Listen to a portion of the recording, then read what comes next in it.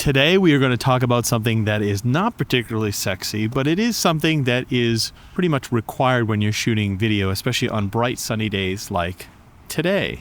And that is ND filters. I bought two ND filters. This first one is the Neewer ND 2-32, and it's got a CPL built in. And I also have a K&F Concept, the Nano D series filter, and this is also a 2-32 filter, so I think that's like a 1 to 5 stop filter.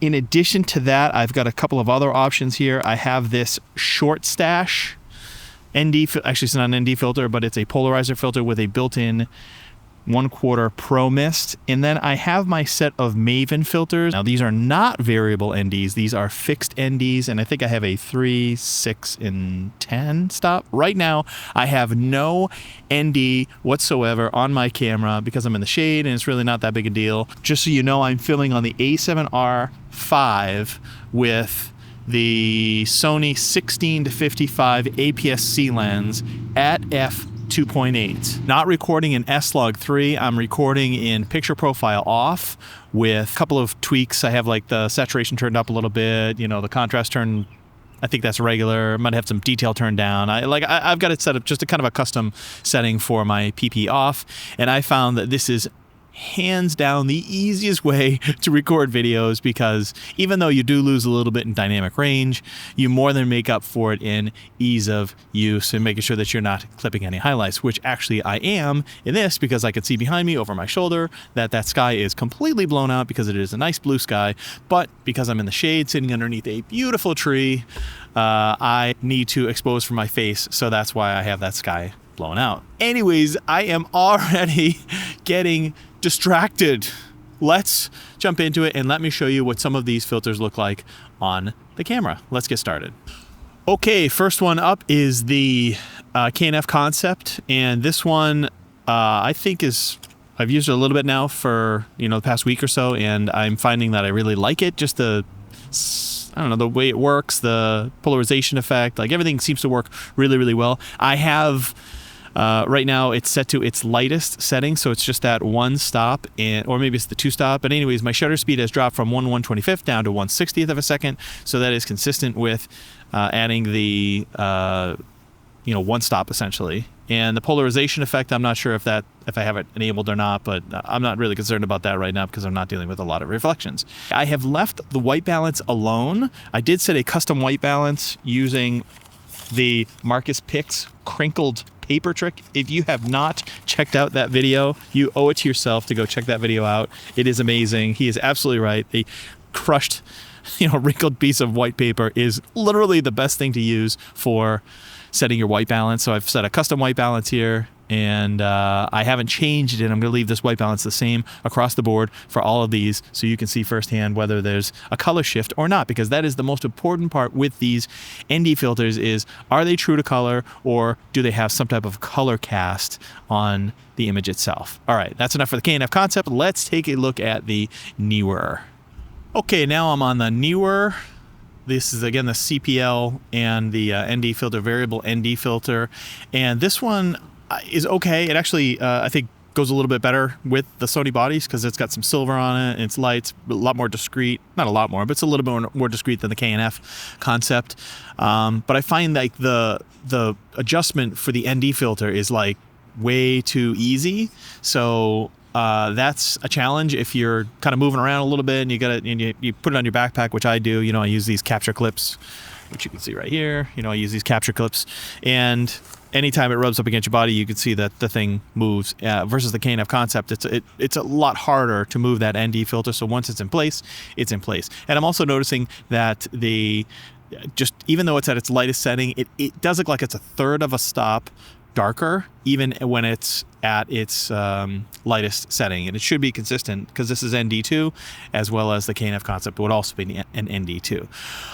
Okay, so now let's move on to the next one. Let's put the short stash on and see what that one does. All right, now I have the Polar Pro short stash everyday filter on there, and I do have the polarizer engaged. And what's interesting is actually this acts almost like an ND filter because I can see that I'm at 1/60th of a second, so it's come down a full stop. So I guess this, in a pinch, I guess this would work for really light ND. If you didn't have much sunlight, you were kind of in a situation like this where all you needed was just a little bit to take the edge off.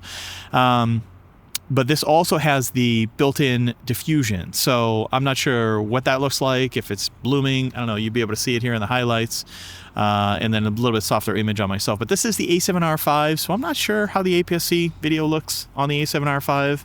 I don't know why I chose this camera. It was like the closest one to me as I walked out the door, so I said, what the heck, I'll just use this one. The most important thing is to make sure that I'm consistent with all of these filters to make sure that you are seeing the same image regardless. And I also have not changed the white balance. Anyways, this is the short stash. Let's take a look at the next one that I have, which is let's do the Maven filters next. All right, now I'm on the Maven filter. Now this does require a step-up ring. I have the 77mm size, but it's a really great system. They have adapters that you could put onto the front of a lens. Like this is a 67mm filter thread, and you can simply put a magnetic attachment piece to it, and it's great because then you don't have to worry about screwing it in. But unfortunately, the lightest ND filter that I have for this Maven system is actually a 3-stop ND filter, so I have had to turn the ISO up to ISO 320, and I was at 100. So that is going to mildly degrade the image, but still plenty clean enough for this type of situation, and that gets me to the shutter speed of 1/60th of a second, which is what all of the other filters have done up to this point. So anyways, again, this is the Maven filter. I really, again, like this system. They come in like, they just attach on, boom, and they're great. Very, very good quality. And the nice thing is since it's not variable, you get like really, really good image quality. I've been very impressed with these. I use these almost all the time in my home office, and they give me great results. So anyways, this is the Maven filter. I have one more to go, and this is like a random CPL filter that I had lying around in my house that was in a 67mm filter thread. So let's throw that on there and see what happens. I think it's from Tiffin. Okay, and last but by no means least, I have a Tiffin filter on there. This is, I don't even know what model number it is, but this is just a CPL, and I have had to turn the ISO up to 1/60th to get that 160 to get that 1/60th frame rate on there. And this filter I've had forever. I rarely use it, but I figure since I had it, I might as well give it a shot, and I think it's very inexpensive. So if people are considering using this, yes, it probably worked well for polarization, but it doesn't add a lot of darkening to the image. So that is the Tiffin. So now I think what I'll do is I'll head over to the river, and for those of you that don't know, I live in the Boston area. I happen to be in Cambridge today. And this is like literally the worst time of the day to film. It is almost high noon. It's 11:34. So this is very bad in terms of, getting the image to look great, because it's just high noon sun. You know what it's like. Anyways, a lot of hard shadows out there, but it'll give us a good indication of, again, how these perform when it's looking at water, because polarization, the benefit of polarization is you do have the ability to cut down on some glare. So we should see the benefit of that polarization when we head over there. All right, you ready? Let's go.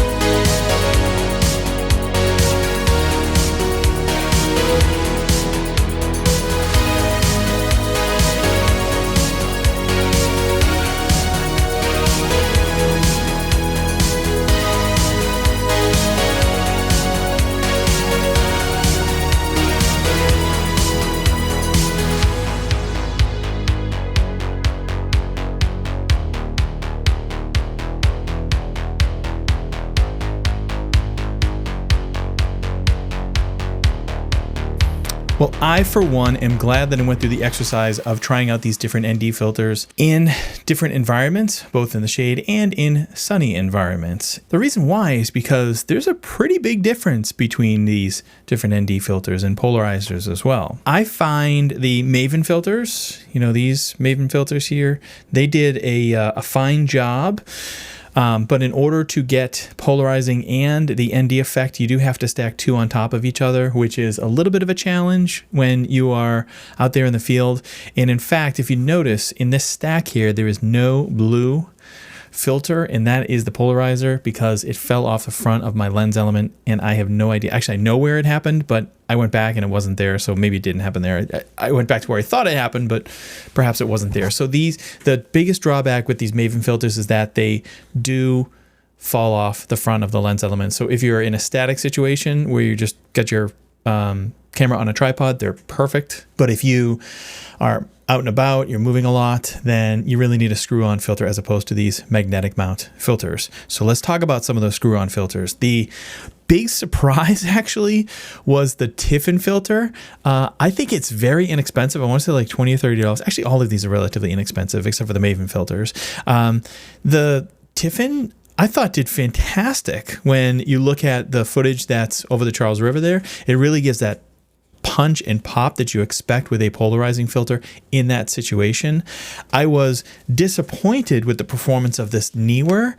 This is a pretty heavy color cast, and this is definitely going back to Amazon, so I'm not going to tell you that this one is something to go out there and buy, but I was impressed with the K&F Concept Nano D series filter. This thing, color neutral, it was good to use. It was very easy to use, and it held the position of that ND filter even though I was turning the filter and turning on the polarizer effect. So I think this, of all the ones that I've tested here, this is the one that I would definitely recommend keeping against K&F Concept Nano D series filter.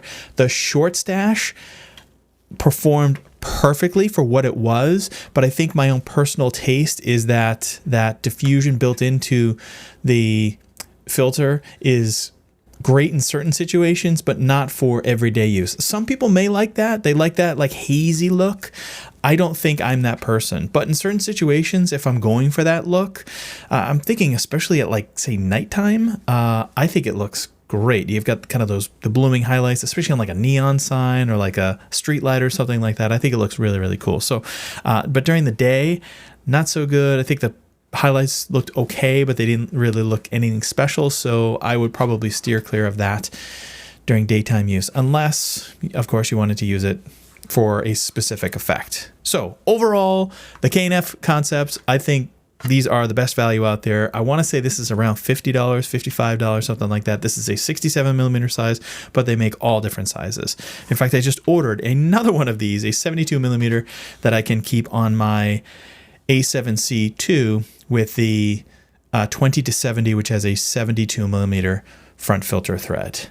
I hope this was useful. Again, I'm glad I went through and did this comparison because I think a lot of people see these reviews on the Amazon reviews, and they don't actually know what to believe, myself included. So I'm glad I went out there and actually tested these in the real world so I can show you firsthand what works well and what does not. If you did enjoy content like this, I just kindly ask that you smash the like button, maybe subscribe to the channel, and we will catch you in the next one. Thanks for watching. Take care.